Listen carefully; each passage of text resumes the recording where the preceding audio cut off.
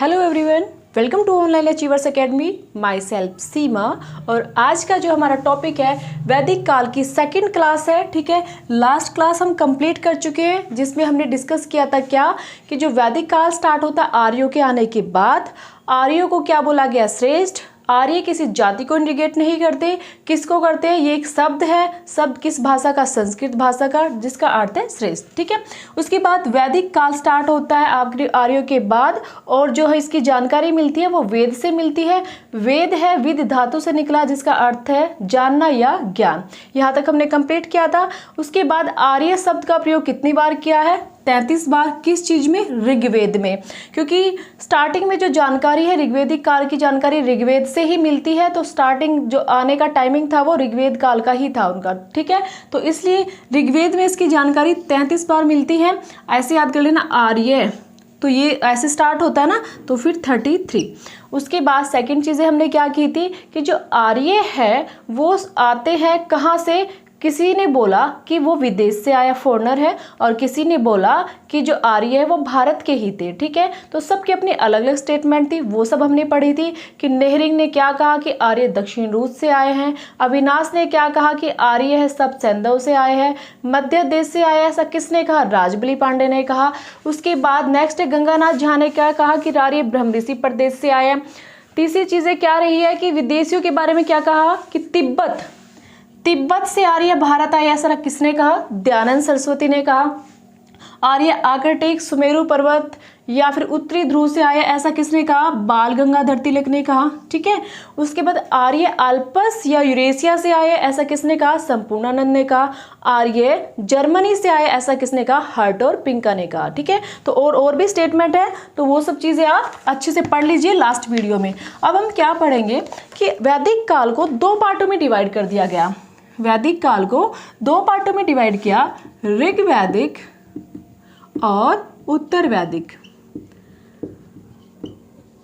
ऋग्वैदिक और उत्तर वैदिक, तो इनका टाइमिंग भी चेंज होगा, अलग अलग रहेगा। पहला है 1500 से 1000 बीसी, और ये आपका 1000 से 600 बीसी। टाइमिंग क्यों चेंज हुआ भाई? स्टार्टिंग में जब आर्य भारत में आते हैं तो यहाँ पे उनका भौगोलिक विस्तार, मतलब वो कितना एरिया कवर करते हैं वो। उसके बाद उत्तर वैदिक काल में फिर वो थोड़े और आगे बढ़ जाते हैं। ठीक है, तो ये वाला एरिया, तो इनका एरिया यहाँ तक ही सीमित था, आगे और ज़्यादा एरिया कवर कर लेते हैं तो उत्तर वैदिक काल में। ठीक है, उसके बाद यहाँ पे जो लोगों का राजनीतिक जीवन था वो अलग था, उनका जो राजनीतिक जीवन था अलग था, सोशल सामाजिक जीवन अलग रहेगा, और उसके बाद इनका इकोनॉमिक या फिर इनके जो भगवान कल्चर्स वगैरह वो सब चीज़ें अलग रहेगी, और यहाँ पे चीज़ें और अलग रहेंगी। तो इन चीज़ों में कंफ्यूज ना हो जाए लोगों के रहन सहन में। अब जो हमारे पेरेंट्स थे, ठीक है, उन चीज़ों को और जो आज वाली जनरेशन में कितना ज़्यादा फ़र्क है। अगर हम उनको एक साथ पढ़े तो कंफ्यूज हो जाता है। हम पेरेंट्स को अलग पढ़ेंगे, बच्चों को अलग पढ़ते हैं। तो ऐसे ही ऋग्वैदिक काल में इनकी जो लाइफस्टाइल थी अलग थी। ठीक है, इनकी सोच, इनकी मेंटलिटी, इनका रहन सहन अलग था, और आगे उत्तर वैदिक काल वाले लोगों का अलग रहने लगा। तो इसलिए इनको 2 पार्टों में डिवाइड कर दिया गया। एक तरह से यहाँ पॉजिटिविटी ज़्यादा थी, उसके बाद यहाँ पे थोड़ा सा नेगेटिविटी आने लगी, तो वो चीज़ें भी थी।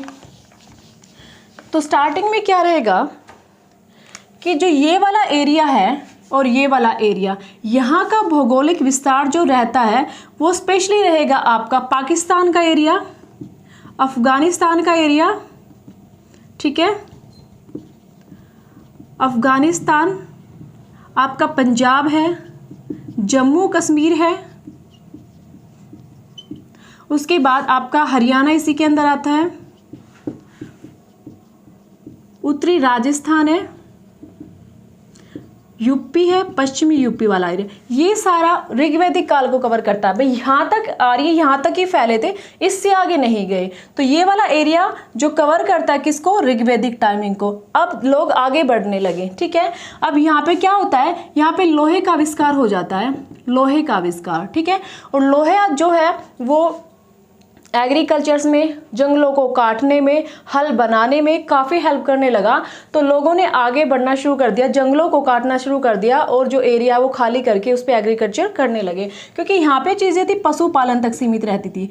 जो फर्स्ट नंबर पे आता था पशुपालन, एग्रीकल्चर था, कृषि थी, बट कुछ ही सम क्वांटिटी में, मतलब कुछ ही एरियो पे थे, बहुत ज़्यादा फैली हुई नहीं थी। सॉरी, क्वांटिटी नहीं, मतलब एरिया बहुत ही कम था कवर किया हुआ, बहुत ज़्यादा लंबा चौड़ा एरिया नहीं कवर किया हुआ था। ठीक है, तो यहाँ पे उत्तर वैदिक काल में क्या था, जो एरिया बहुत ज़्यादा कवर हो चुका था, ये तो रहेंगे प्लस और आगे बढ़ जाएगा। तो ये और दोनों मिला के तो वैदिक काल हो जाएगा, और इनको पढ़े तो ऋग्वैदिक और उत्तर वैदिक काल हो जाएगा। ठीक है, तो इसमें क्या था, ए वाला एरिया था आपका गंगा और यमुना का दोआब क्षेत्र, गंगा और यमुना का दोआब क्षेत्र, याद आया होगा कुछ।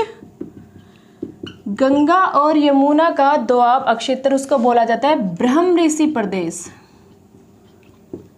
ठीक है, और ये वाला एरिया बोला जाता है ब्रह्मवर्त प्रदेश, ब्रह्मवर्त प्रदेश, और दूसरा बोला जाता है सप्त सैंधव प्रदेश। मैंने आपको क्या बताया था, सप्त सैंधव प्रदेश जहाँ 7 नदियाँ बहती है वो ये वाला एरिया है, और दूसरा है ब्रह्मवर्त प्रदेश जो भी हरियाणा है उसके आसपास का इलाका, उसको ब्रह्मवर्त प्रदेश बोला जाता है। और गंगा और यमुना का दोआब क्षेत्र ये ब्रह्मऋषि प्रदेश बोला जाता है। तो बिल्कुल कंफ्यूज मत होना, ब्रह्मवर्त में और ब्रह्मऋषि में। उत्तर वैदिक काल का जिक्र आए तो ब्रह्मऋषि, और ब्रह्मवर्त का जिक्र आए तो ऋग्वैदिक काल। ठीक है, ये वाला दूसरा है मध्य देश। मध्य देश मैंने आपको बताया था क्या था मध्य देश। मध्य देश स्पेशली पश्चिमी हिमालय और दूसरा विंध्याचल के बीच का जो एरिया है, पश्चिमी हिमालय और विंध्याचल के जो बीच का एरिया रहता है उसको बोलते हैं मध्य देश। और बिहार के गंडक या सदानीरा नदी तक। ठीक है, और ये विंध्याचल पे नदी आती है वो नर्मदा या रेवा नदी। ये इसका क्या था, एरिया जो इसने कवर किया हुआ था। तो क्वेश्चन पूछा जाए गंगा यमुना दोआब क्षेत्र ऋग्वैदिक काल में आता है या उत्तर वैदिक काल में। ठीक है, उसके बाद पाकिस्तान, अफगानिस्तान में इनमें से कुछ भी पूछे, पंजाब है, जम्मू कश्मीर, तो वो कौन से इलाके में आता है, वो आता आपका ऋग्वैदिक काल में। दूसरा, लोहे का आविष्कार कहाँ होता है, उत्तर वैदिक काल में। ठीक है, पशुपालन मुख्य था, पशुपालन मेन प्रोफेशनल था, वो कहाँ था, ऋग्वैदिक काल में। एग्रीकल्चर कृषि मेन था, वो कहाँ था, उत्तर वैदिक काल में। ये चीजें हैं। उसके साथ हम क्या पढ़ते हैं, अब इनका जो राजनीतिक विस्तार है, राजनीतिक जीवन है, वो कैसा रहा है। इनकी राजनीतिक लाइफस्टाइल भी अलग अलग रहती है। तो जो राजनीतिक है इनका, सबसे पहले यहाँ पर जन होता था। स्टार्टिंग करें तो हम कुल से या ग्राम से करते हैं। स्टार्टिंग करें तो किसी भी घराने से या किसी भी क्या होते हैं, कुल से करते हैं। उसके बाद घर के बाद ग्राम आएगा, ग्राम के बाद विश आता है, और विश के बाद जन आता है। इसमें क्या चीज़ें हैं कि कोई भी है, सबसे पहले स्टार्ट होता है हमारा कोई गांव, बट इसमें क्या हो रहा है, किसी पर्टिकुलर घर से स्टार्ट किया, कुल से। मतलब कुल क्या होता था, बहुत पीढ़ियों के लोग इकट्ठे रहते थे, 4 पीढ़ियों के लोग इकट्ठे रहते थे, 35-40 घरों के लोग इकट्ठे रहते थे। तो उन एक पर्टिकुलर घर को कुल बोला गया। ठीक है, और फिर उसके बाद उनसे मिलकर बनता था ग्राम, और ग्राम से मिलकर बनता था विश, जैसे हमारा जिला होता है, उसके बाद एक तरह से स्टेट होता है। ठीक है, इसके जो अधिकारी होते थे वो कुलप या गृहपति बोले जाते थे। इसके है वो ग्रामीणी बोले जाते थे अधिकारी। इसके है विस्पति, और ये है जनस्य या गोपा या जनपति।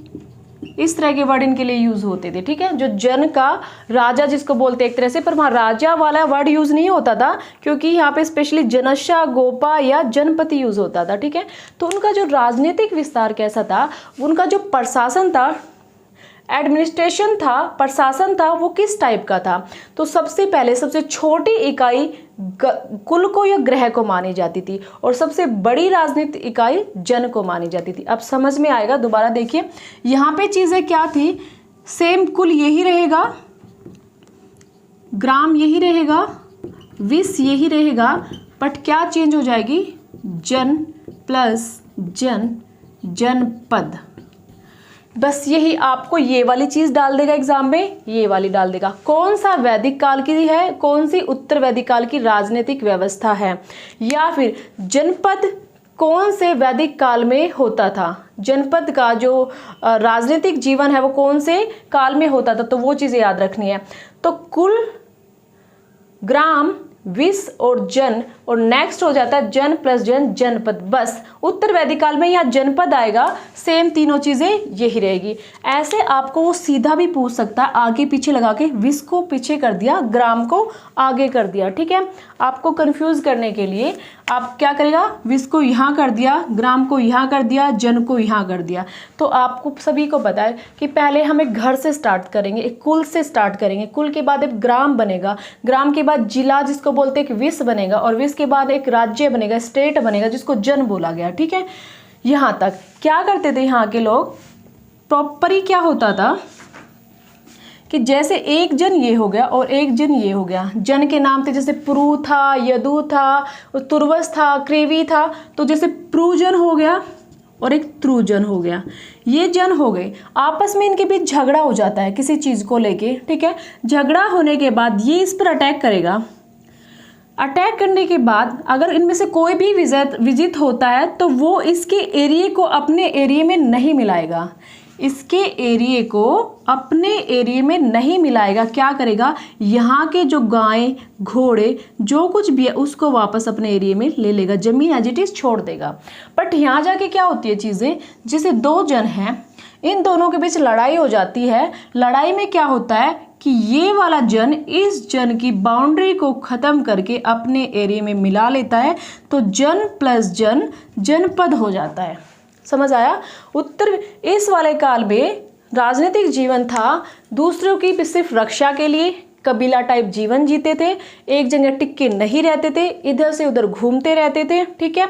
युद्ध करते थे तो युद्ध में क्या होता था, गायों को जितना, घोड़े को जितना, सोने को जितना, इन चीज़ों को, मतलब गाय तो सबसे इंपॉर्टेंट रोल किस चीज़ का था, गाय का था, मुख्य धन गाय को माना जाता था। पर यहाँ जाके क्या चीज़ें होने लगी, गाय की महत्वता खत्म होने लगी, भूमि की, जमीन जायदाद की, संपत्ति की, इसकी जो वैल्यू है वो स्टार्ट होने लगी। तो ये चीज़ें यहाँ पे आनी शुरू हुई उत्तर वैदिक काल में, लोगों की सोच में चेंज आने लगा, ठीक है।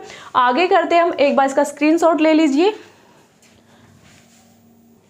तो क्या रहेगा, इनका जो राजनीतिक जीवन है ऋग्वेदिक काल का, इनका एक दूसरे की रक्षा करना, ठीक है, उनसे गाय वगैरह छीनना, उनकी जो धन संपत्ति है गाय ही मानी जाती थी। उत्तर वैदिक कालों का क्या रहेगा लाइफस्टाइल, वो जमीन पर कब्जा करते थे, ठीक है, उनकी जमीन ज़्यादा छीन लेते थे। ये चेंज आता है, इसलिए इसको जनपद और इनको जन कहा गया। नेक्स्ट है ऋग्वेदिक काल में जो सभा और समिति होती थी, एक सभा और एक समिति।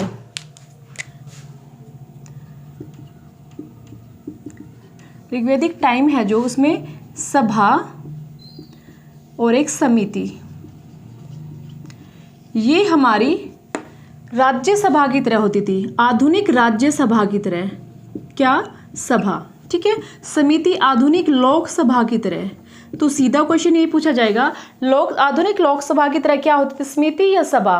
तो समिति है सबकी समिति लोकसभा की तरह, और सभा राज्यसभा, ठीक है। राज्यसभा मतलब इसमें मेन श्रेष्ठ लोगों की सभा, श्रेष्ठ लोगों की सभा बोली जाती थी। और समिति आम जनता की सभा, इसमें कौन होती थी, आम जनता पार्टिसिपेट कर सकती थी, और इसमें सिर्फ श्रेष्ठ लोग ही पार्टिसिपेट करते थे, ठीक है। उसके बाद नेक्स्ट है, जो सभा है वो एक तरह से न्यायालय का काम करती थी, ठीक है, न्यायालय की तरह काम। और ये है जो समिति, ये राजा का चुनाव करती थी। उसके बाद सेकंड है, जो भी लूट का माल आता था, जो भी लूटा जाता था, जैसे मैंने आपको बताया ये वाला जन और ये वाला जन, जो भी माल उस दूसरे जन से लूटा जाता था तो ये क्या करती थी, माल का बंटवारा, ठीक है। इसमें एक सभ्य होता था, सभ्य पुरुष को बोला गया था, सभावती महिला को बोला गया है, ठीक है, सभाचार रक्षक को बोला गया, तो वो अलग अलग वर्ड है इसके लिए, ठीक है। ये चीजें थी। सभा और समिति इसके प्रशासन में काफी इंपॉर्टेंट रोल देती थी। ऋग्वेदिक काल में सभा राज्यसभा की तरह होती थी, समिति लोकसभा की तरह, राज्यसभा की तरह होती थी, तो इसमें श्रेष्ठ लोग होते थे। श्रेष्ठ लोग होते थे तो क्या करते थे, वो न्याय करते थे, ठीक है, तो ये न्यायालय की तरह काम करती थी। उसके बाद समिति आम जनता होती थी, राजा का चुनाव करती थी, ठीक है। राजा का चुनाव कैसे किया जाता था, वैसे तो राजा का चुनाव राजतंत्र और गणतंत्र मतलब दोनों ही तरीके से, राजतंत्र और गणतंत्र दोनों ही तरीके से होता था। मतलब उसका बेटा भी गद्दी पर बैठ सकता था, जरूरी नहीं उसका श्रेष्ठ बेटा ही बैठे गद्दी पर, उसका दूसरा बेटा जो योग्य है वो भी बैठ सकता था। ऐसा कोई पर्टिकुलर सिद्धांत नहीं था कि उसका श्रेष्ठ बेटा ही बैठे, पर राजतंत्र तो था ना, क्योंकि उसका बेटा ही बैठता था। बट गणतंत्रात्मक भी था। कैसे था कि जो जनता चुनाव करती थी और अगर जनता को लगे कि योग्य काम नहीं करा, अच्छे कार्य नहीं कर रहा, तो उसको प्रशासन से हटा दिया जाता था। बट ऋग्वैदिक काल में, उत्तर वैदिक काल में ऐसा कुछ नहीं था। चीजें अब यहाँ क्या चेंज हो गई है, उत्तर वैदिक काल में चीजें चेंज होने लगी। उत्तर वैदिक काल, यहाँ पे सभा और समिति का रोल कम हो गया। सभा और समिति का महत्व कम, ठीक है। मैं आपको डिफरेंट बता रही हूँ, साथ साथ में क्या चीज़ें अलग अलग है, क्या आपसे क्वेश्चन कर सकते हैं। उसके बाद नेक्स्ट क्या रहेगा, इसमें है जो सिंहासन पर बैठने वाला इंसान था उसका बेटा ही जो भी बैठेगा, राजा तो नहीं बोला जाता, जनश्चय, जनपति, जनगोपा ये बोला जाता है।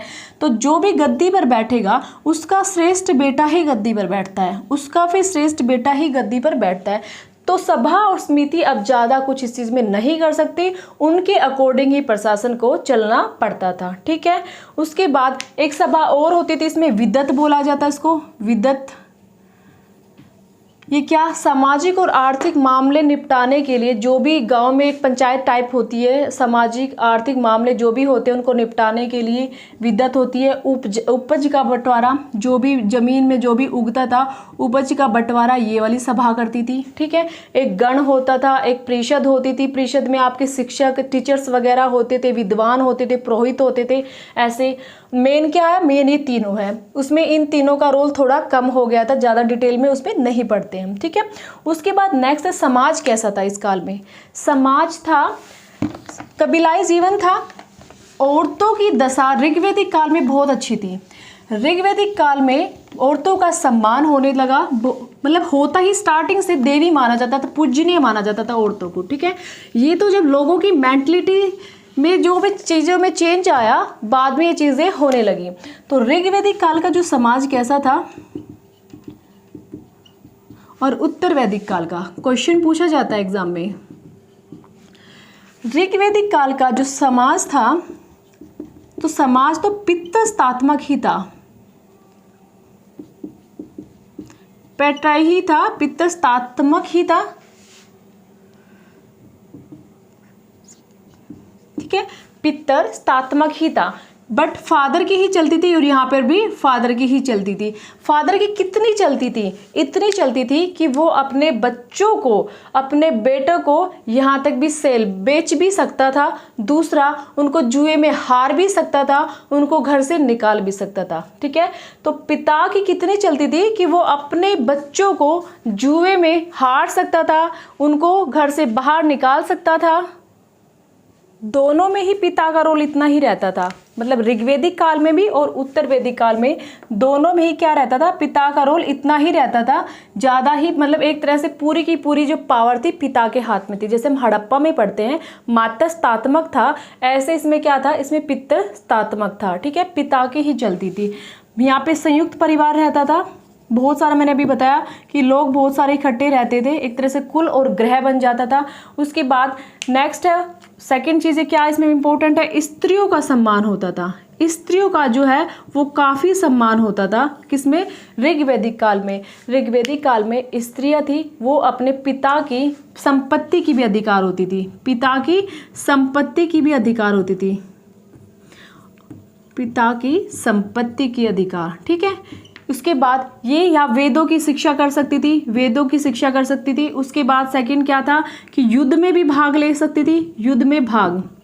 सभा और समिति में भी इनका रोल था, सभा और समिति में भी अपनी बातें रखी जाती थी, सारी चीज़ें थी। इसमें बहुत इंपॉर्टेंट रोल ये रहा है कि जो स्त्रियां थी सम्मानजनक थी, ना बाल विवाह था, ना स्त्री प्रथा था, कोई भी ऐसी चीज़ नहीं थी, अपनी मर्जी से शादी कर सकती थी, मतलब एक तरह से लव मैरिज भी कर सकती थी। उसके बाद सेकंड है कि वो अनमैरिड भी रह सकती थी, उसका मन है। जो अनमैरिड रहती, अविवाहित जिसको बोला गया अविवाहित, अमाजू उस टाइम उसको बोला जाता है, हम ही बोलते हैं हम अविवाहित, उसको अमाजू बोला जाता था, ठीक है। अपाला एक थी, अपाला वो क्या थी, अविवाहित थी, ठीक है। बहुत सारे इसमें विदुषी, जिनको मतलब जो वेदों में अपना पूरा काम कर रही है, जिनको बोलते हैं बुद्धिमती स्त्रियां, बुद्धिमती, विदुषी या ऋषि का मतलब एक ऋषि की तरह रहती थी। तो वो कौन कौन थी, जैसे अपाला, घोषा,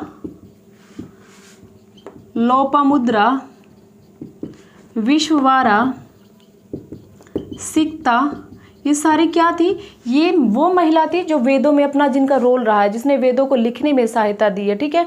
यहाँ पे इनको पूजनीय समझा जाता था, बहुत ज़्यादा इज्जत होती थी, देवी का रूप माना जाता था, ये सारी चीज़ें थी। बट उत्तर वैदिक काल में बिल्कुल चीज़ें चेंज आने लगती है, स्त्रियों की दशा खराब होने लगती है। क्या खराब होने लगती है, एक ऐतराय ब्राह्मण है, आगे हम पढ़ेंगे जब हम ब्राह्मण ग्रंथ पढ़ेंगे, वेद और वेद के बाद ब्राह्मण ग्रंथ। ब्राह्मण ग्रंथ क्या होते हैं, वेद बहुत टिपिकल से होते हैं, हमें समझ नहीं आते, और ब्राह्मण ग्रंथ लिखे जाते हैं उन वेदों को इजी फॉर्म में समझने के लिए। क्या है कि जो हमारे वेद हैं 4, उनकी जो लैंग्वेज है आम जनता को समझ नहीं आती, और उनको ईजी फॉर्म में आम जनता तक पहुँचाने के लिए ब्राह्मण ग्रंथ लिखे जाते हैं, ठीक है। तो ब्राह्मण ग्रंथ थे ना, जो ब्राह्मण ग्रंथ था एक ऐतरेय ब्राह्मण ग्रंथ, ऐतरेय ब्राह्मण ग्रंथ। उसमें क्या लिखा हुआ है कि स्त्री है ना जो, वो समस्त दुखों का कारण है।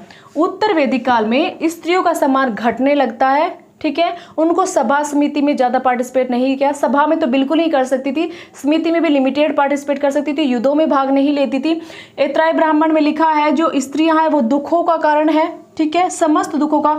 मैत्रेय ब्राह्मण में लिखा हुआ है, मैत्रेय ब्राह्मण में लिखा हुआ है कि स्त्रियां जो जुआ है, शराब है, नशा है, पासा है, ठीक है। तो स्त्रियों का जो सम्मान नहीं होता था, स्त्रियों के बारे में काफ़ी अपशब्द कहे गए थे, तो यहाँ उनकी स्थिति बिल्कुल खराब होने लग जाती। हाँ, कुछ अपवाद के रूप में स्त्रियां हैं जो वेदों में अपना पार्टिसिपेट दिखाती है, जैसे मैत्री है, कात्यायनी है,